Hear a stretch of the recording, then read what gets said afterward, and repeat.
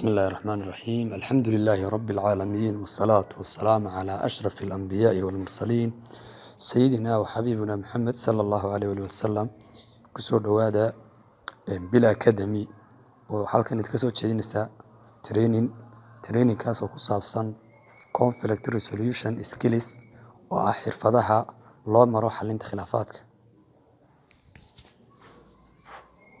causes of conflict waxyaabaha sababa ama waxyaabaha keena khilaafaadka.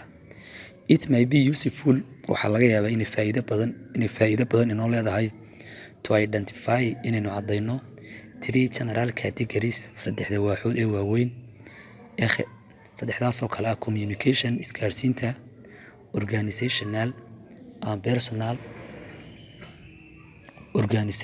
personal khilaafaadka ka yimaada ururada ama shakhsiyaadka.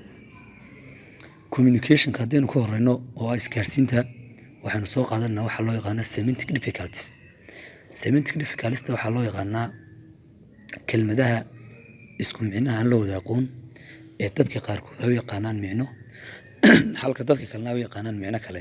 tusaale ahaan words do not mean kelmadaha aan loo aqoon the same since isku mid ayaan u aqoon waxaan u aqoon to everyone qof kasta who hears oo dhegeysta kelmadahaas or use system ama isticmaala. markaas semantic misunderstanding isfahan darrada ka timaada kelmadaha aan si isku mid loo wada aqoon ama si isku mid aan loo fahmayn can easily lead taasi waxay si fudud u horseedi kartaa to a conflict inuu dhaco khilaaf. misunderstanding iska marka laga hadlayo ama isfahan darrada waxaa la soo qaataa tusaale ahaan noise-ka oo halkan noogu yaala. noise-ku waxa weeyaan af Soomaaliga waxa loo yaqaano jabaqda. In the communications process marka laga hadlayo hanaanka isgaarsiinta can take a number of forms waxay u dhacdaa tiro noocyo ah ama tiro number of forms qaabab dhowr qaab ay u dhacdaa communication. tusaale ahaan marka laga hadlayo misunderstanding wuxuu u dhacaa marka la joogo communication processka ama hanaanka isgaarsiinta. misunderstanding wuxuu u dhacayaa number of forms dhowr nooc. number 1 parties dhinacyadu cannot hear waxa laga yaabaa inaanay ismaqal each other dhinaca kale inaanu maqal because maxaa yeelay too many people are talking at once dad badan ayaa laga yaabaa hal mar inay wada hadlaan.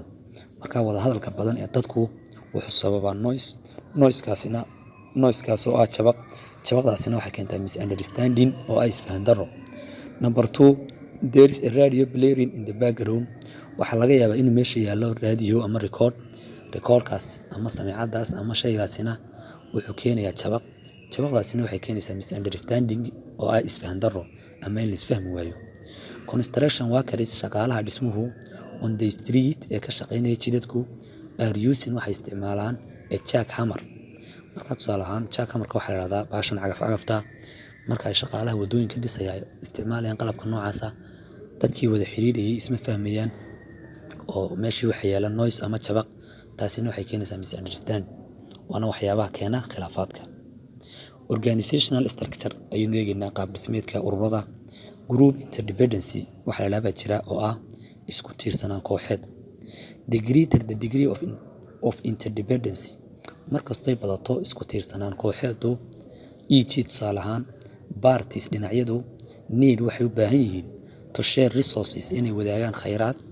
if these resources are scarce haddii khayraadkaasi ay yihiin kuwo ama resourcekaasi hadday yihiin kuwo gabaabsiya oon dadka ku wada fillayn oon wada gaadhayn the probability of conflict suurtagalnimada khilaafku is increased sare u kacaya. marka mar kasta oo dadku ay wax qaybsanayaan ha noqoto power ha noqoto resource waxaasina dadkii aan wada gaadhayn waxa suurtagal ah oon laga fursanayn oo mar kasta dhici karta khilaaf. conflict resolution styles hababka loo xalliyo khilaafaadka. hababkaasi waa inta ugu caansan 5 nooc baa ugu caansan. nooca koowaad waxaa loo yaqaan accommodate, nooca labaad waxaa la avoid, nooca saddexaad compromise, nooca afraad compete, nooca shanaad u dambeeyna collaborate. haddaynu ka horeyno nooca u horeeya accommodate waxa weeyaan af Soomaali waxa ku noqonaya khilaafaadka u dhaxeeya marka la xalinayo khilaafaadka labada dhinac ka mid marka uu doono inuu isagu khilaafkii ku guuldaraysto halka uu dhinacii kalena ku guulaysto oo uu isagu doonayo inuu guuldaraysto dhinacii kasoo horjeeda inuu guulaysto.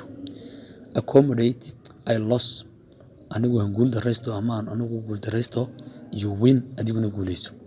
You put aside waxaad halkaa iska dhigtay your needs baahiyahaagii and desires iyo rabitaanadaadii and give into other person's demands waxaad ihtimaam siisay ama aad muhiimad siisay dalabaadkii dhinaca kaa soo horjeeday. Marka af Soomaali waxay noqonaysaa qofku inuu dulqaad sameeyo oo uu isaguna guuldaraysto dhinacii kalena uu u qiro ama uu u saamaxo inuu guulaysto. Marka tusaale ahaan waxay noqonaysaa af Soomaali ugu dhow tanaasul. Qofku inuu dhaho waxa waan ka tanaasulayaa si dhinaca kale uu helo aniguna waxa waan ka tegay. Nooca labaad waxaa loo yaqaanaa avoid. Avoid waxay noqonaysaa labadii dhinacba inay isku tanaasuli waayaan oo dhinacba dhinaciisii uu isla saxsanaado, waana waxa inta badan Soomaalida u taqaano midi ku taag oo ay isu tanaasul la'aan. I loss you loss ana aan khasaaro ana khasaar. You avoid waxaad hor istaagtay, postpone aad dhigtay oo dib u dhigtay, or prevent ama aad ka hortagtay a conflict khilaaf.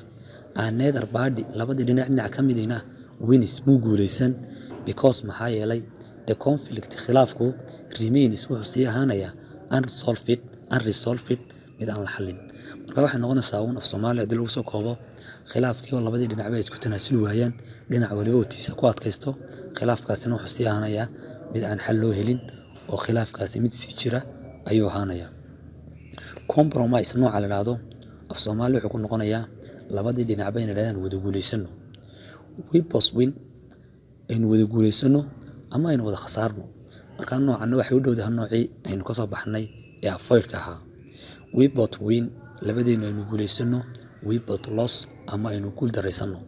You resolve the conflict quickly khilaafkii baad u xallisay si degdeg ah and efficiently iyo si wax ku ool ah by seeking adigoo raadinaya a fair and equitable split between your respective positions adigoo raadinaya inaad hesho cadaalad iyo sinaantaas oo u dhaxaysa adiga iyo ciddii aad iska soo horjeedeen. Marka waxa weeyaan labadii dhinac inay doonaan inay wada guulaystaan ama inay wada khasaaraan. Nooca afraad waxaa la compete oo ah I win aan guulaysto iyo loss adiguna guuldarrayso. Marka waxay noqonaysaa labadii dhinac ka mid inuu doono inuu guulaysto halka uu dhinacii kalena uu la doono inuu guuldarraysto. You seek waxaad raadinaysaa to win your position inaad halkaa ku guulaysato at expense of other party dhinaca kale adigoo iska daynaya. Nooca u dambeeya waxaa loo yaqaanaa collaborate oo ah iskaashi oo ah I win aan guulaysto, you win adiguna guulayso. Marka noocani waxa weeyaan nidaam lagu xallinayo khilaafkii oo labadii dhinac iska kaashanayaan si ay u wada guulaystaan oo aanu midkoodba u khasaarin. You cooperate waxaa laga yaabaa inaad iskaashi la samayso with the other party dhinaca kale to find solution si loo raadiyo xal with a mutually satisfying outcome halkaas oo laga heli doono natiijo lagu wada qanacsan yahay. Mutually satisfying outcome natiijo lagu wada qanacsan yahay oo labadii dhinacba ay wada helaan. Marka waxaa loo yaqaan noocana collaborate. Waxaynu eegaynaa processka ama habka loo maro xallinta khilaafaadka. Habkaasoo aynu soo qaadan doono laba theory oo caan ah oo la kala yidhaahdo cooperative iyo competitive. Process of conflict resolution habka ama nidaamka loo xalliyo khilaafaadka. Cooperative FC competitive conflict styles. Number 1 waxaynu ka horeynaynaa ta hore oo ah cooperative. When individuals marka shakhsiyaadku or parties ama dhinacyadu enter into a negotiation process ay gelayaan hanaanka wadaxaajoodka to resolve conflict si ay u xalliyaan khilaafaadka. They will bring waxay keeni doonaan a certain orientation rabitaan gaar ah to the table miiska in their effort dadaalkooga ay u dadaalayaan to settle the conflict si loo xalliyo khilaafaadka. The two most basic orientations labada rabitaan ee asaasiga when people enter into negotiations ee la isticmaalo marka ay dadku wadaxaajood sameynayaan. Labada nooc waxaa loo yaqaanaa cooperative oo ah ka hore iyo competitive oo ah ka dambe aynu xagga dambe ku arki doono. cooperative approach ama aragtida cooperative-ku leads parties dhinacyada waxay horseedaa to seek inay raadiyaan win-win solutions oo ah xalka guusha labada dhinacba in labada dhinacba guuleystaan xalka ayay taasi horseedaa in which both sides taasoo labada dhinacba ee ugu dhexeeya to the conflict khilaafku feel ay dareemayaan they have won inay guuleysteen waa aragtidaasoo loo yaqaano win-win solution oo ah xal labadii dhinacba ay guuleysteen taas oo labadii dhinacba ay isku arkayaan inay guuleysteen and resolutions sidoo kale in la gaadhay xal in la gaadhay oo xalka laga gaadhay to the conflict khilaafka are likely to be accepted taasina waxay u muuqataa inay labadii dhinac isku waafaqeen voluntarily si mutadawacnimo ama si iskooda disputants dadka is haya ama dhinacyada is haya that work ee ka shaqeeya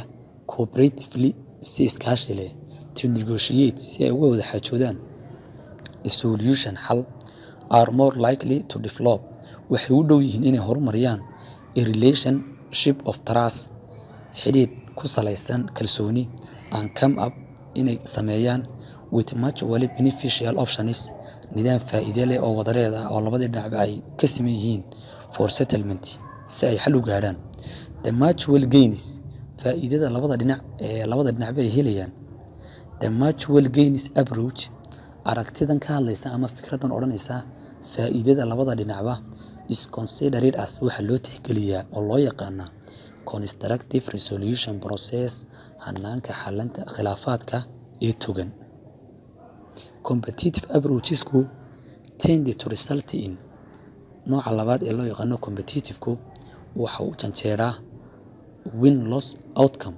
natiijo odhanaysa dhinacna inuu guuleysto dhinacna inuu khasaaro in which only one side taasoo keliya hal dhinac perceives uu helayo the outcome maxsuul ama natiijadaasoo noqonaysa positive mid togan a competitive approach aragtida loo yaqaana to a conflict ee khilaafku tends to waxay u janjeedhaa increase inuu sare u kaco oo uu kordho distrust kalsooni darada ama aaminaad darada between parties u dhaxaysa dhinacyada and is generally iyadana guud ahaan considered waxa loo tixgeliyaa destructive taban marka taban waxay noqonaysaa negative tii horena waxay ahayd positive ayay saas kala noqonayaan major strategies qorshayaasha waaweyn for conflict resolution ee lagu xalliyo khilaafaadka conciliation baa u horeeya oo ah nidaamka lagu xalliyo khilaafaadka mediation oo ah dhexdhexaadintii conciliationna wuxuu u dhow yahay kan labaad arbitration labadii dhinac in la iska horkeeno oo la dhexdhexaadiyo conciliation dhexdhexaadintu is a process waa nidaam whereby the parties dhinacyadu to a dispute uu u dhexeeya muranku agree ay isku waafaqaan to utilize inay ka faa'iidaystaan the services adeegyada of conciliator uu bixinayo qofka dhexdhexaadiyey who then meets qofkaasoo intaa kadib la kulmaya with the parties dhinacyada separately si madax bannaan si gaargaar ah ayuu dhinacyadii la kulmayaa in attempt isagoo isku dayaya to resolve their difference inuu xalliyo khilaafaadkoodii in conciliation process marka laga hadlayo